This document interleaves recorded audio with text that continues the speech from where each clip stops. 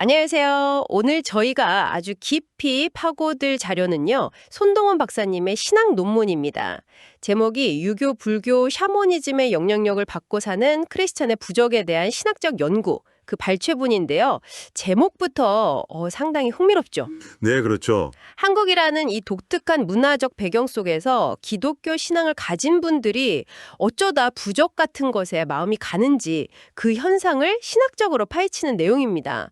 혹시 청취자분들 중에서도요, 십자가 목걸이가 그냥 장신구가 아니라 어떤 힘이 있는 것처럼 느껴진다거나 아니면 힘든 일이 있을 때 특정 성경 구절, 이거 꼭 지니고 있어야 마음이 놓인다거나 이런 경험 혹시 있으신가요? 네, 그럴 수 있죠. 어쩌면 이게 우리 문화 속에 너무 자연스럽게 있어서 이게 문제인가 생각 못했을 수도 있고요. 맞아요. 그냥 익숙해서 그럴 수도 있죠. 네. 오늘 이 논문을 통해서 그런 현상들의 뿌리가 뭔지 그리고 기독교 신앙의 관점에서는 이게 어떤 의미인지 한번 제대로 탐구해 보려고 합니다. 네, 이 논문은 단순히 부적 쓰지 마세요. 이렇게 딱 잘라 말하는 것 이상이에요. 왜 이 부적 사용이라는 게 기독교 신앙의 아주 핵심적인 부분들 있잖아요. 네. 예를 들면 하나님의 절대적인 능력, 주권이라든지 아니면 예수 그리스도의 십자가가 우리에게 주는 그 구원의 완전함, 이런 가치들과 어떻게 충돌하는지를 정말 깊이 파고듭니다. 손동원 박사님의 분석을 따라가면서 이 문제를 한번 여러 각도에서 살펴보겠습니다. 좋습니다. 그럼 손동원 박사님 논문 속으로 한번 같이 들어가 보시죠. 첫 번째로 왜 부적 사용이 신학적으로 이렇게 좀 심각한 문제로 여겨지는지 그 근본적인 이유부터 한번 짚어보겠습니다. 자, 논문의 첫 번째 핵심 주장 이거예요. 부적에 의존하는 게 실은 하나님의 자리를 침범하는 우상 숭배가 될 수 있다. 네, 부적이라는 그 물건 자체, 어떤 특별하고 초자연적인 힘이 있다 이렇게 믿는 순간 이미 하나님의 그 유일한 권능을 다른 대상에게 나눠주는 셈이다 이런 거죠. 맞습니다.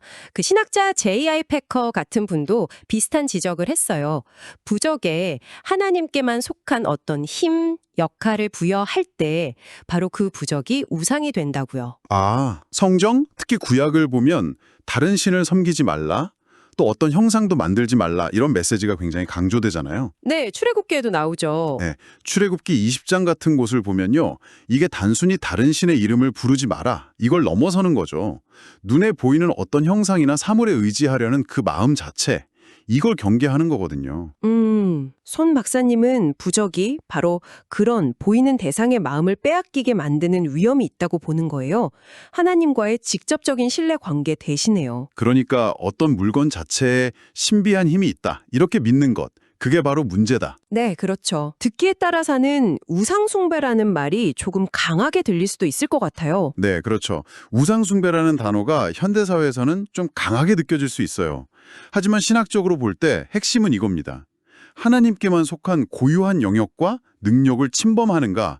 이거예요. 아하, 손 박사님은 성경 전체에서 일관되게 강조하는 하나님의 유일성, 그리고 절대 주권, 이걸 근거로 들어요. 하나님께서 당신을 질투하는 하나님이라고 표현하신 부분도 있잖아요. 출애굽기 20장 5절에. 네, 있죠. 근데 여기서 질투는 우리가 보통 생각하는 그런 시기심이라기보다는요. 당신의 백성이 온전히 당신만을 신뢰하고 사랑하기를 바라시는 아주 깊고 배타적인 사랑과 열정, 이렇게 해석합니다. 사랑과 열정. 예, 마치 신랑이 신부의 마음이 다른 곳으로 향하는 걸 원치 않는 것처럼요. 라틴어 문구 중에 도미누스 데우스 노스터, 솔루스 도미누스 에스트라는 말이 있어요. 우리 주 하나님은 오직 한 분 주님이시다. 바로 이 하나님의 유일하심을 잘 보여주는 거죠. 하나님의 유일한 주권, 그리고 그분과의 관계, 이게 핵심이라는 말씀이시네요. 네, 자, 그럼 논의를 이어가서요. 부적 사용이 기독교 신앙의 또 다른 핵심, 바로 복음의 능력과는 어떻게 관련되는지 살펴보죠. 네. 손동원 박사님의 두 번째 핵심 지적은 이거예요. 부적 사용이 십자가 복음의 능력을 약화시킨다. 약화시킨다. 네.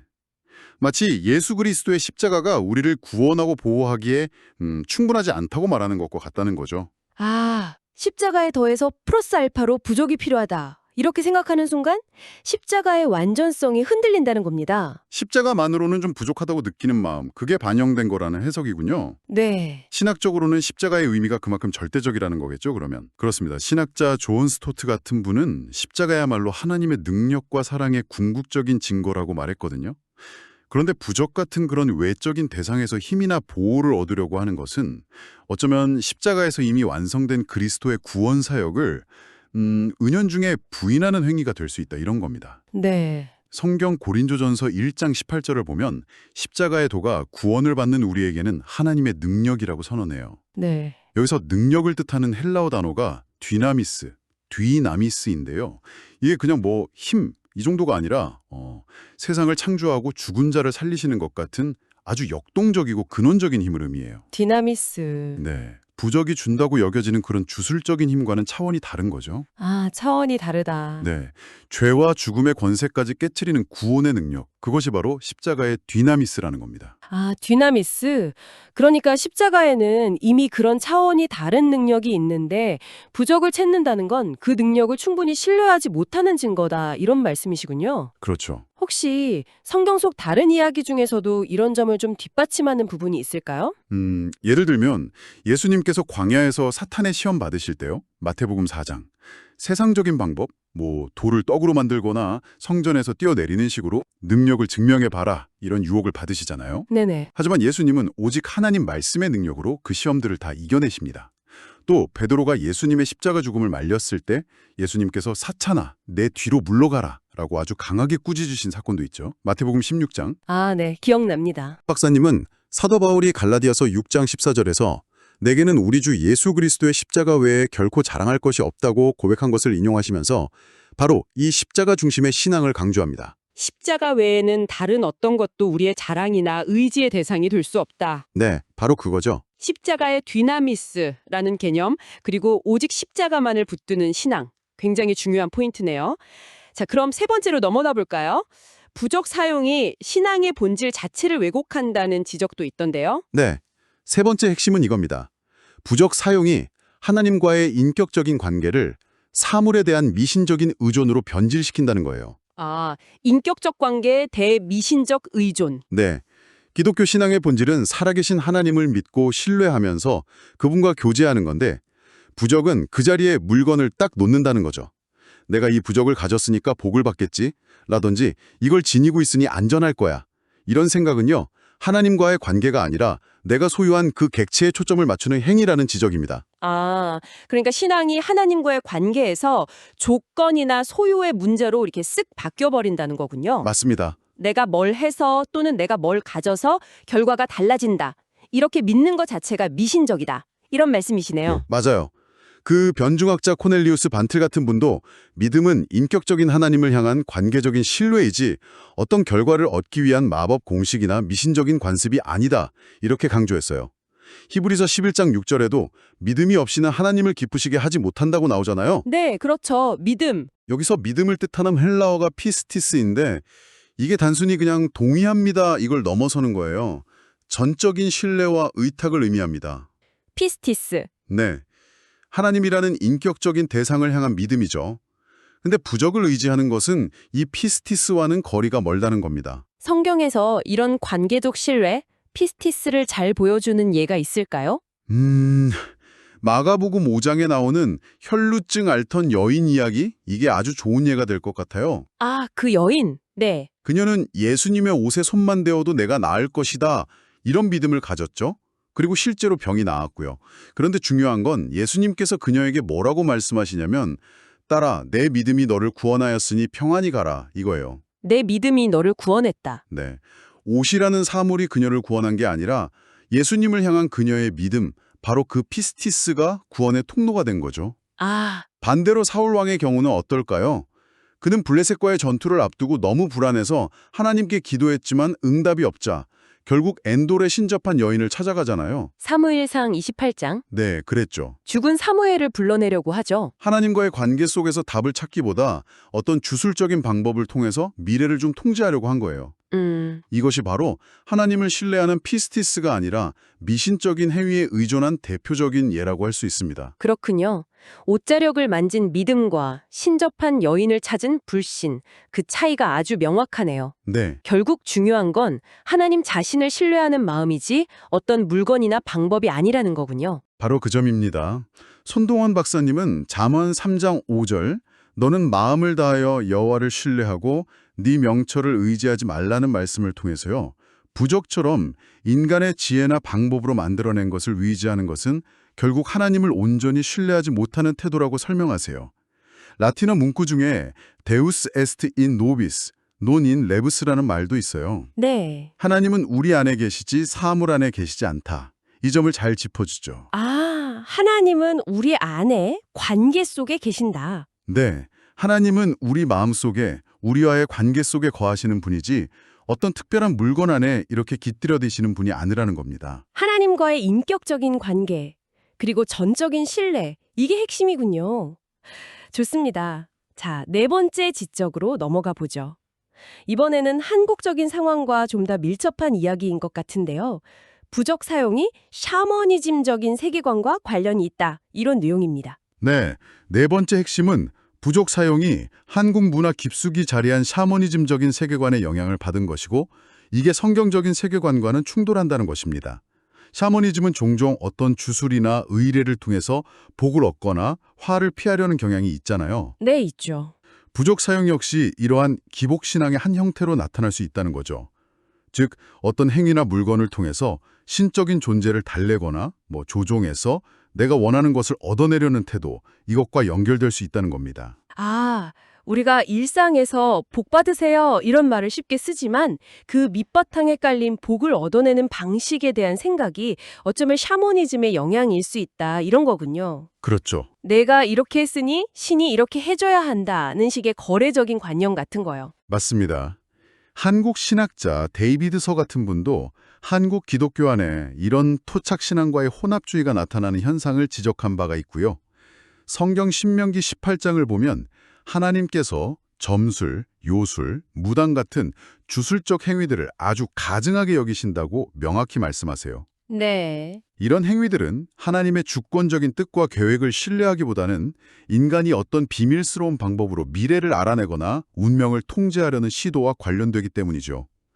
신약에서도 갈라디아서 5장에 보면 마술이나 주술을 의미하는 단어가 육체의 일, 즉 하나님을 대적하는 행위로 언급됩니다. 그럼 이런 거래적인 태도와 대비되는 성경적인 신앙의 모습은 어떤 걸까요?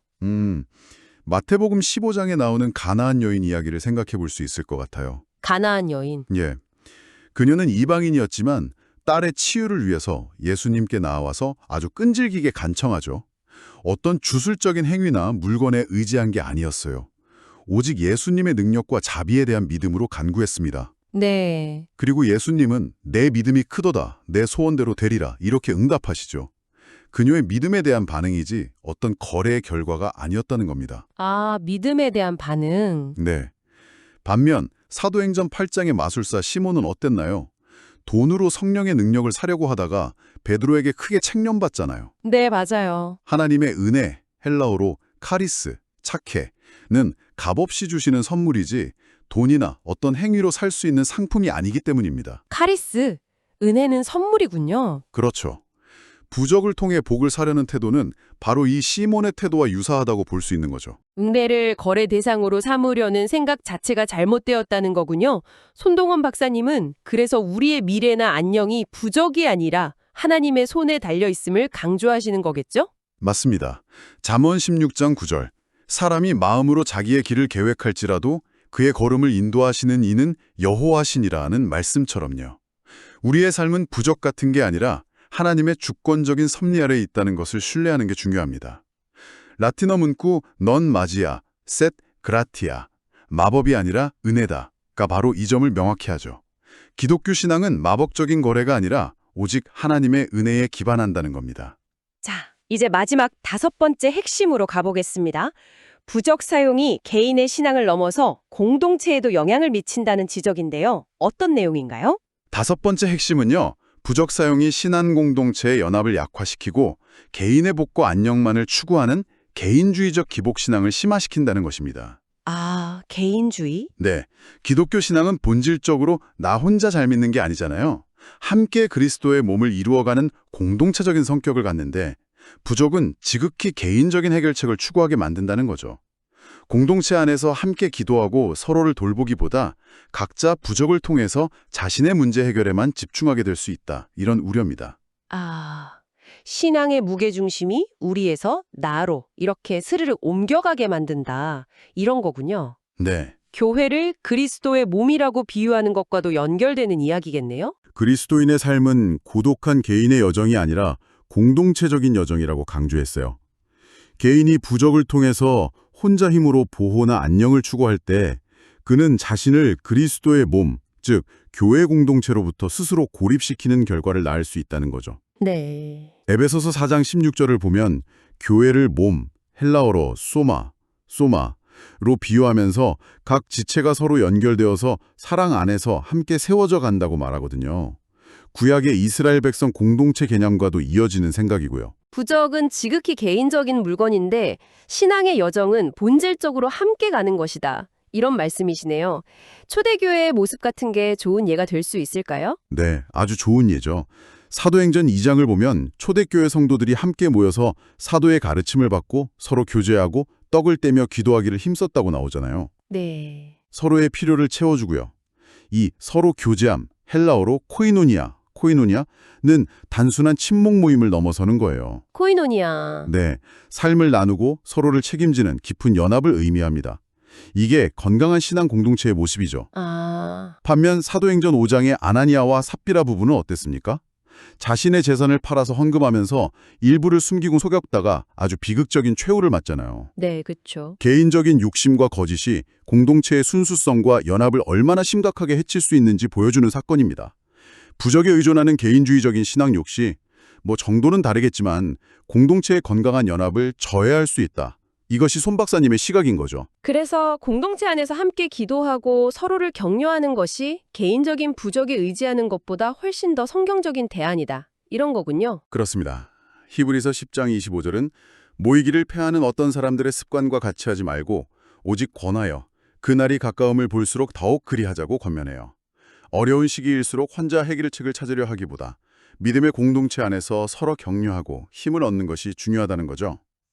라틴어 유니타스 인 크리스토, 그리스도 안에서의 연합이라는 말이 교회의 본질을 잘 보여주는데 부적은 이러한 연합과는 거리가 먼 개인주의적인 신앙 행태로 이어질 수 있다는 점을 기억해야 합니다. 오늘 손동환 박사님의 논문을 통해서요. 부적 사용이라는 이 구체적인 현상을 5가지 각도에서 아주 깊이 있게 살펴봤습니다. 하나님의 주권 침해 문제, 복음 능력의 약화, 또 미신적인 의존, 샤머니즘적인 잔재, 그리고 마지막으로 공동체 약화까지. 네. 결국 부적 사용이라는 것이 단순히 그냥 문화적인 습관이다. 이걸 넘어서 기독교 신앙의 핵심 가치들과 여러 지점에서 충돌할 수 있다는 것을 알 수 있었네요. 네. 손동환 박사님은 이 문제들을 종합하시면서 결국 부적과 같은 이런 혼합주의적인 요소를 극복하고 건강한 신앙을 회복하기 위한 실천적인 방향을 제시합니다. 첫째는 하나님의 말씀으로 돌아가서 삶의 기준으로 삼을 것. 네, 말씀. 둘째, 불안과 염려가 있을 때 부적이 아니라 기도로 하나님께 직접 나아갈 것. 기도. 그리고 셋째, 개인적인 해결책을 찾기보다 믿음의 공동체 안에서 서로 교제하고 연합할 것. 이걸 강조합니다. 공동체. 네. 어떤 외적인 상징물이 아니라 내적인 신앙의 성장과 공동체적인 실천이 중요하다는 거죠. 그러네요. 신학자 D.A. 카슨이 그리스도인을 위한 진정한 영적 부적은 에베소서 6장에 나오는 하나님의 전신갑주라고 말했다는 것도 참 인상적이네요. 네, 그렇죠. 눈에 보이는 물건이 아니라 믿음, 말씀, 기도 같은 이런 영적인 무장 자체가 우리의 진정한 보호막이다 이런 의미겠죠. 정확합니다. 손동원 박사님은 요한복음 16장 33절 세상에서는 너희가 환난을 당하나 담대하라 내가 세상을 이기었노라 하는 예수님의 말씀을 인용하면서 논문을 마무리하세요. 네. 부적은 세상의 환난을 어떻게든 피해가려는 어떤 인간적인 시도일 수 있지만 그리스도인은 이미 세상을 이기신 예수 그리스도 안에서 헬라어로 니카오, 즉 이기다 승리하다라는 뜻인데요. 니카오. 네, 이 니카오 하신 예수님 안에서 참된 평안과 담대함을 얻을 수 있다는 겁니다. 부적이 주는 가짜 위안이 아니라 그리스도 안에 있는 진짜 승리를 붙들어야 한다. 이런 메시지죠. 빅토리아 논 인 시그노 셋 인 크로스. 승리는 부적 같은 상징에 있지 않고 십자가 안에 있다. 이 라틴어 문구가 오늘 나눈 이야기 전체를 정말 잘 요약해 주는 것 같습니다. 네, 그렇네요. 오늘 저희는 손동환 박사님의 논문을 통해서 한국 기독교인의 부적 사용이라는 어쩌면 조금은 민감할 수도 있는 주제를 다뤄봤습니다.